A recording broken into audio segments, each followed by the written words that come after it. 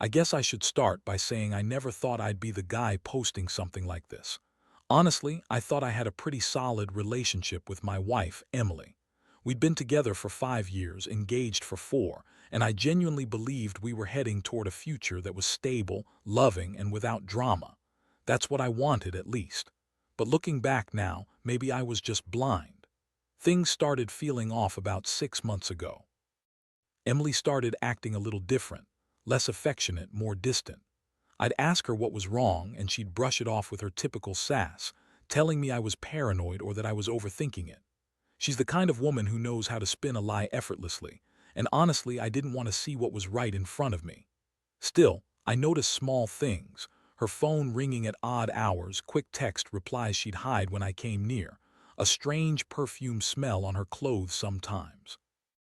Nothing concrete, but enough to make me suspicious. Then there was the engagement party. We'd invited close friends, including our buddy Mark, who I've known since college. Emily's always been a little bitchy about Mark, saying he was a player, a flirt, that kind of thing. But that night I caught her kissing him. It was quick, just a peck on the lips when she thought no one was looking. I saw it happen from across the room and my stomach dropped. I froze, watching her pull away and then brush it off like it was nothing, like she was drunk or joking or whatever. She told me she was sorry, said she was just drunk and it didn't mean anything. I wanted to believe her, but part of me knew better. Still, I tried to shake it off, telling myself it was just a mistake, a drunken slip. I even joked about it with friends afterward, trying to make it seem like it was no big deal. But deep down, I knew it was more than that. Emily's attitude changed after that night. She started lying more, hiding her phone even more than before, and she seemed to get more bitchy when I asked about her whereabouts. I felt like I was losing my wife bit by bit. Then came the worst part. About 4 months later, I stumbled on a message thread on her phone. I wasn't snooping, I swear. I was just trying to find my keys in her purse because she's always hiding shit, another sign, I guess. I saw the messages pop up when I was grabbing her bag. The conversation was between her and Mark. It wasn't just innocent talk or drunken flirting, it was explicit. They were talking about meeting up, how much they missed each other, how hot they thought the other was. There were photos, too, her in lingerie, Mark's face half hidden but clearly him. It was more than a kiss at a party, it was an affair. That moment hit me like a ton of bricks. I felt sick. I couldn't breathe. I stared at the screen, trying to process what I was seeing. How could she lie so convincingly? How could she betray me like this? I knew I had to confront her, but I didn't know how to start that conversation without losing my mind. I felt betrayed, humiliated, crushed. I never thought I'd be that guy, the victim of his own wife's lies and cheating. But here I was, staring at proof that everything I believed in was a lie. I stayed up all night after I found those messages, trying to figure out what to do. My mind kept racing, flipping through every memory, every argument, every moment I thought was normal.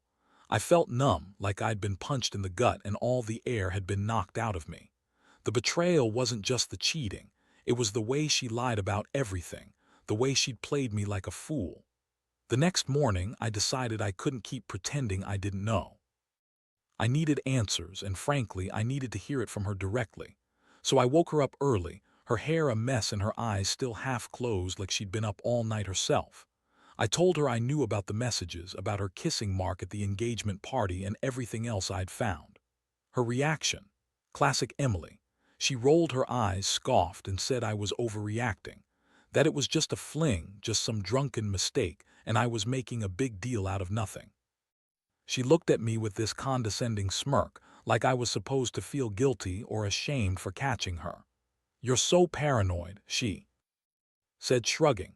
"It meant nothing. I was drunk, I swear. It's not like I love him or want to leave you. You're blowing this out of proportion." I could see the anger behind her eyes, the way she dismissed my feelings as if I was the one who was crazy. That's when I realized she was good at lying, but she also loved to manipulate. She'd been doing it for months, hiding things, denying everything, trying to keep me in the dark. I wanted to punch her, scream at her, but I just sat there, stunned. I couldn't believe I'd been living with someone who could cheat and lie so effortlessly. I felt betrayed, humiliated, crushed. I knew I had to get out of the room, out of that house, and figure out my next move. But still, part of me wanted to believe her, to give her a chance to explain herself. Maybe she'd say she was drunk, she didn't mean it, she was sorry. But deep down, I knew better. This wasn't just a mistake, it was a pattern she'd been hiding. Over the next few days, she kept insisting it was nothing and that I was crazy for accusing her of cheating. She threw in some insults, said I was insecure, jealous, paranoid that made my stomach turn. She acted like I was the one at fault, like I was the one who needed to change. I started noticing things I hadn't seen before. Her dismissive attitude when I brought up the messages, her quick attitude adjustments, the way she'd get defensive if I questioned her about Mark. It wasn't just a one-time thing, it was a part of her now. I felt my world falling apart. I kept thinking about all the moments I should have seen the signs earlier, all the times I ignored my gut because I wanted to believe she loved me. But the truth was, I felt like I'd been played. She lied, cheated, and manipulated me for months, and I was just supposed to pretend everything was fine. I wondered how many other times she had gone behind my back, how many other lies she'd told. The trust was gone, completely shattered. I was furious with her, but I was also heartbroken. I'd built this life with her, and now I was questioning everything. Was she ever really honest? Did she ever love me? Or was I just a fool who believed her bullshit? After that confrontation, I knew I couldn't just pretend everything was okay anymore. My mind was racing, trying to come up with a plan, something that would make her regret what she'd done, something to even the score. I wasn't the kind of guy who believed in some wild revenge plot, but I also wasn't about to let her walk all over me. I had to do something, and I had to do it smart. First, I started gathering more evidence, more messages, some of her social media activity, even a few phone calls she didn't know I saw. I didn't want to be reckless, but I knew if I wanted her to feel the weight of what she'd done, I had to have every piece of proof lined up.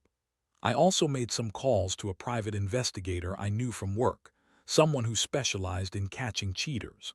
I wanted to get an outside perspective on her behavior, just to confirm what I already suspected. Turns out she was meeting Mark more often than I thought, sometimes late at night, always with her phone off or hidden away. The more I learned, the angrier I got. But I also realized I needed to think carefully about my next move. I didn't want her to have the upper hand, so I played it cool for a few days. I acted like I wasn't sure what to do, watching her every move, waiting for the right moment to strike. Meanwhile, I worked on setting up a confrontation that would hit her where it hurt, without making it look like I was just acting out of rage. One night she came home late again, smelling of perfume I recognized from her secret messages. She was acting bitchy, snapping at me for no reason, trying to turn things around and make me feel guilty. That was the moment I decided to lay everything out. I sat her down, pulled out all my evidence, and told her I knew she'd been cheating, lying, and hiding things for months. I told her I wasn't going to be the fool anymore, that I deserved honesty, and if she wanted to keep pretending everything was fine, that was on her. But I wasn't going to play the fool anymore. Her reaction, she went ballistic, started cursing, calling me crazy, accusing me of spying and invading her privacy. She said I was insecure, that I was jealous and paranoid, and that she didn't owe me any explanations. When I pressed her about Mark, she insisted they were just friends and that I was overreacting. That's when she said something that made my blood boil. "You're just insecure because you know I'm better than you. You're lucky I even put up with your ass." That was the moment I realized her game. She was a master at twisting everything around, making herself look like the victim while I was the one being played. I felt a mix of rage and sadness. Rage because she humiliated me, sadness because I still loved her, even after everything. I wanted to scream at her, make her see what she'd done, but I knew that wouldn't help.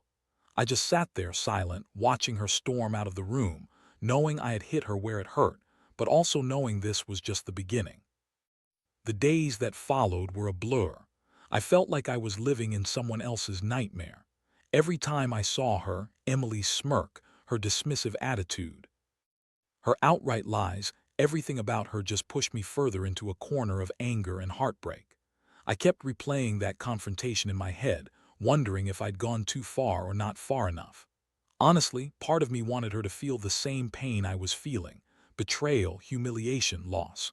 That's when I started planning my revenge, not just as a way to hurt her back, but also to reclaim some sense of control. I began to turn the tables, gathering even more evidence. I found out about her secret meetings with Mark, the times she'd slipped away late at night. I managed to get access to her email account where I discovered even more messages, flirtatious, suggestive, downright explicit.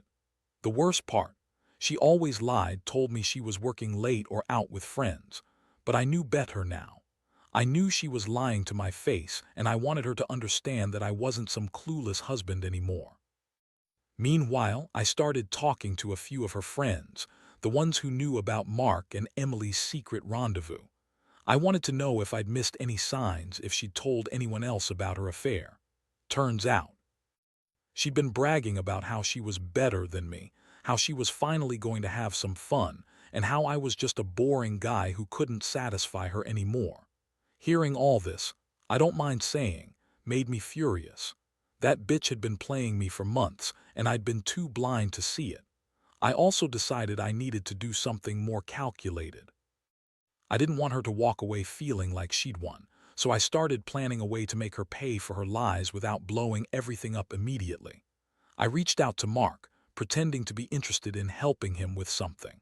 I played nice, but I made it clear I knew what he was up to. I told him I was noticing things, and that if he kept messing around with my wife, he'd regret it. That was a warning, but also a way to make him think I was onto him. One night I set up a little trap. I knew Emily was planning to meet Mark again. I left my phone in the living room with a voice recorder running, just in case. When she came back late that night, I confronted her with the evidence I'd gathered. I told her I knew she'd been cheating, lying, sneaking around. Her reaction: it was classic Emily: denial, blame shifting, insults. She called me crazy, accused me of invading her privacy, and told me I was jealous. But I didn't back down. I told her I was done pretending, that I knew everything, and that she'd have to choose me or her affair. Her face turned red with fury. She spat at me, called me every name in the book, and told me I was a loser who couldn't satisfy her. That moment was the turning point. I knew she was trying to save her own skin, but I also knew I had to do something more. I couldn't keep living in her shadow, waiting for her to decide my worth. I was tired of being the fool, tired of being humiliated. It was time for her to face the consequences of her actions, and I was determined to make sure she did. After that night, I knew I couldn't keep pretending I was okay with her lying and cheating. I had all the proof I needed, and I was finally ready to make a decision. I didn't want to be that guy who just forgave and forgot, because deep down I knew I couldn't trust her anymore. Still, part of me hesitated. I loved her, or at least I thought I did, and the idea of losing everything we built was almost unbearable. But I also knew staying with her meant accepting her betrayal, and I wasn't about to do that. I decided I needed to get out of the house for a while, clear my head, and figure out what I truly wanted. I packed a bag and went to stay with a friend for a couple of days. During those days, I kept analyzing everything: her lies, her attitude, her manipulations. Every time I thought about her, I felt a mixture of rage, sadness, and disappointment. I couldn't believe I'd been so blind, so trusting, and now I was paying the price. While I was away, I also called a lawyer.